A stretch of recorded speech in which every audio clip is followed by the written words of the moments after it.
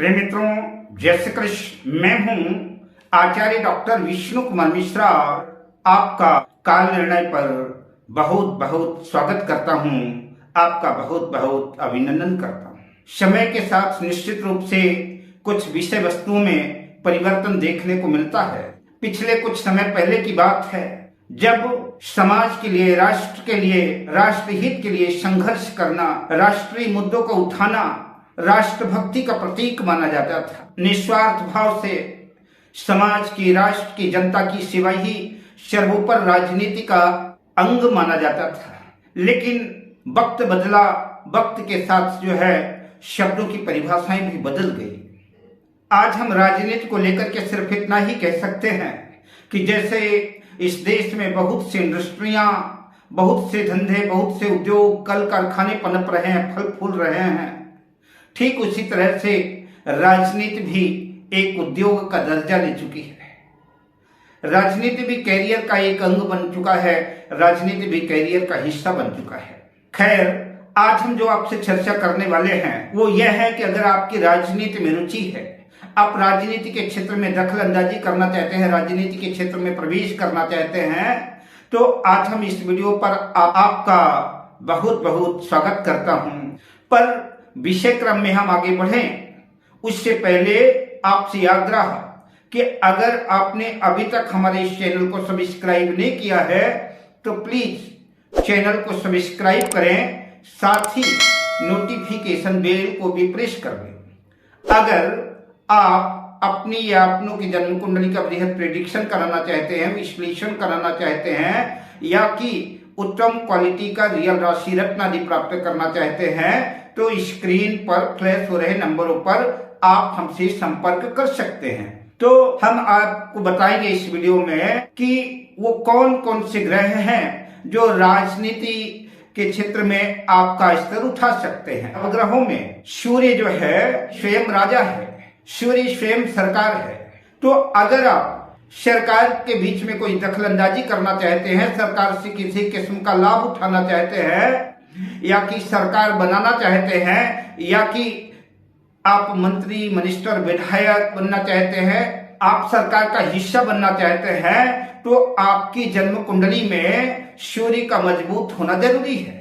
सूर्य जो है सरकार का प्रतिनिधित्व तो करता ही है, सरकार तो है ही, लेकिन इसके साथ ही सूर्य यश का, प्रतिष्ठा का, ख्याति का भी कारक है। जन्म कुंडली के और भी ग्रह है, हो सकता है कदाचित आपको राजनीति में प्रवेश दिला दे, आपको राजनेता बना दे, लेकिन अगर जन्म कुंडली में सूर्य आपका कमजोर है, तो सूर्य कमजोर है तो आप प्रसिद्धि नहीं प्राप्त कर सकते, आपकी ख्याति नहीं हो सकती, आप छोटे स्तर पर ही राजनीति करके सिमट जाएंगे, या कि थोड़ा सा स्तर बढ़ भी गया तब भी जो है आप ख्याति नहीं प्राप्त कर सकेंगे, प्रसिद्धि नहीं प्राप्त कर सकेंगे।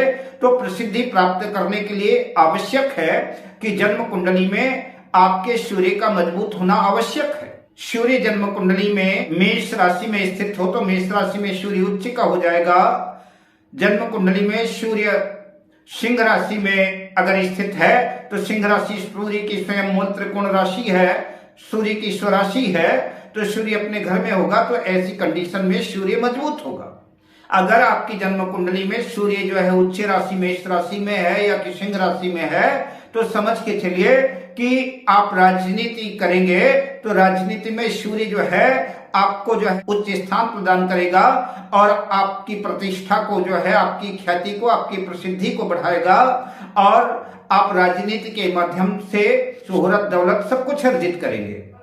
अगर कदाचित सूर्य मेष राशि में नहीं है, सिंह राशि में नहीं है, तो इसके अतिरिक्त भी अगर सूर्य जो है धनु राशि में है, मीन राशि में है, वृश्चिक राशि में है, या कि बुध की मिथुन राशि, कन्या राशि में है, तब भी सूर्य जो है तो आपको राजनीति में जो है सिद्धि आपको अवश्य दिलाएगा।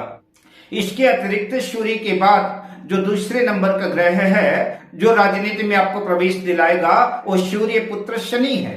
शनि जो है तो गरीबों का, मजदूरों का, लेबर वर्ग का प्रतिनिधित्व करता है, दीनहीन पिछड़ों का प्रतिनिधित्व करता है। जितने भी आंदोलन होते हैं, जितने भी क्रांतिकारी आंदोलन होते हैं, अनशन, प्रदर्शन, धरना आदि, ये सब कुछ जो है शनि के मातहत में आता है।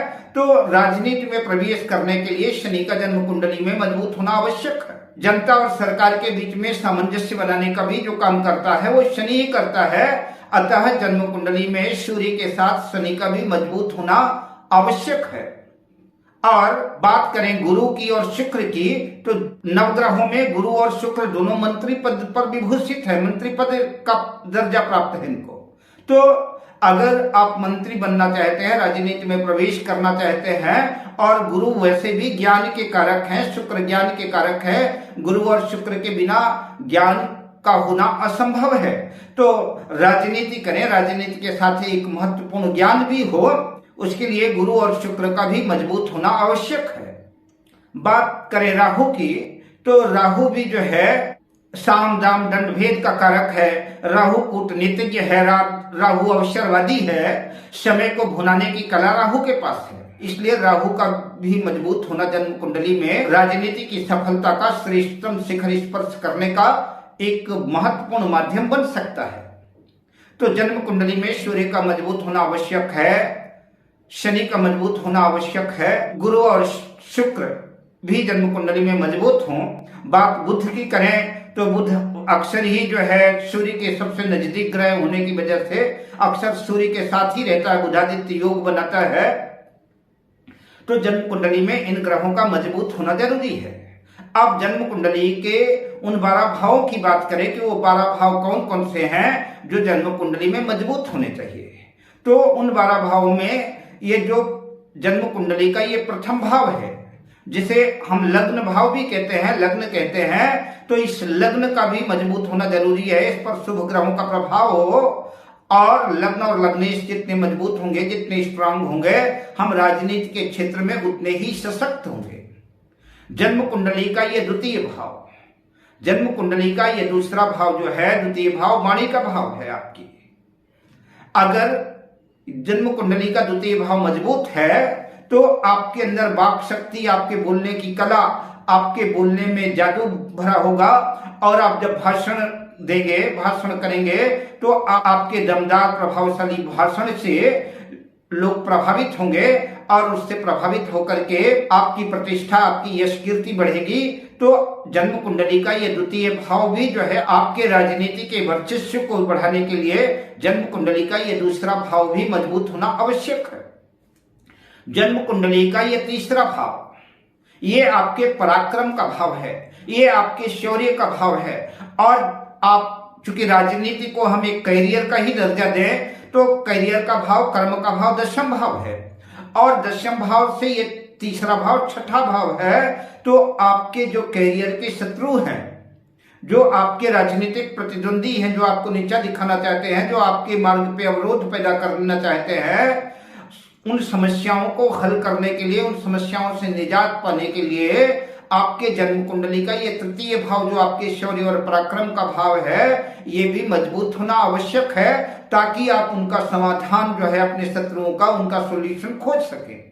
और जन्म कुंडली का ये छठा भाव निश्चित रूप से जो है तो शत्रु का भाव ही है। तो जन्म कुंडली का ये पहला भाव मजबूत होना चाहिए, जन्म कुंडली का दूसरा भाव मजबूत होना चाहिए, जन्म कुंडली का तीसरा भाव मजबूत होना चाहिए, जन्म कुंडली का चतुर्थ भाव मजबूत होना चाहिए, और जन्म कुंडली का ये छठा भाव भी जो आपके शत्रु का भाव है, ये भी स्ट्रांग होना चाहिए, मजबूत होना चाहिए।